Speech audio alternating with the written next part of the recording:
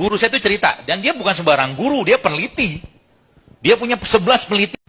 Nah, benar sekali kan kata Dokter Jahidul Adwar.